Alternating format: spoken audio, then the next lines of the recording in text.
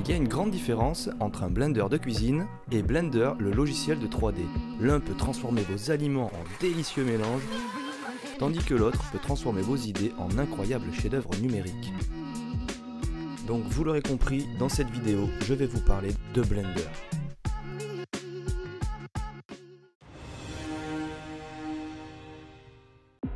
Il était une fois un logiciel 3D qui a captivé l'imagination des artistes et révolutionné l'industrie de la création visuelle. En janvier 1994, il a été créé par un passionné nommé Tom Rosendahl.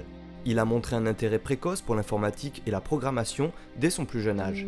Et les logiciels, c'est toute une suite de programmes pour pouvoir mettre un jeu ou un logiciel. Alors là, j'allume mon ordinateur. Tom Rosendahl est né le 20 mars 1960 aux Pays-Bas. Après ses études, il a commencé sa carrière dans l'industrie informatique, travaillant sur des projets variés. À cette période, l'animation 3D et les outils nécessaires pour la création d'effets visuels étaient coûteux et peu accessibles. Cela signifiait que seuls les studios disposant de budgets importants pouvaient se permettre d'utiliser ces logiciels. Tom Rosendahl avait une vision différente. The Abba Works Technical Achievement Award to Tom Rosendahl for Blender Open Source Software. Il croyait en la démocratisation de la création 3D et voulait créer un outil puissant et accessible pour tous les artistes, quels que soient leurs moyens financiers.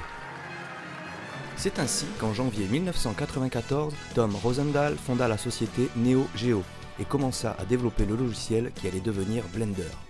Alors oui, Neo Geo ça fait fortement penser à la console de jeu qui est sortie un an plus tard, mais ça n'a rien à voir.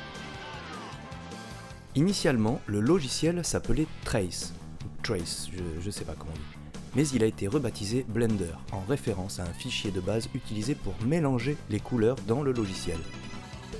Au départ, Blender était un logiciel payant.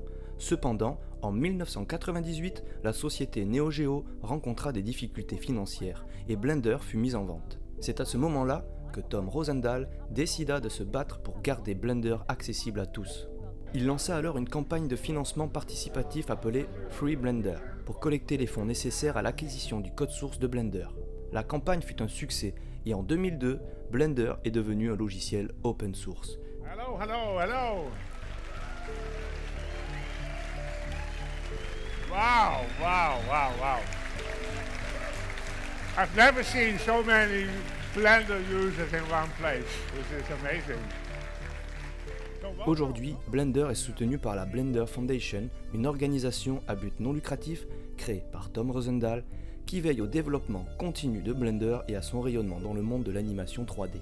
Les origines de Blender témoignent de la passion et de la vision de Tom Rosendahl pour créer un outil accessible qui a révolutionné l'industrie de l'animation 3D.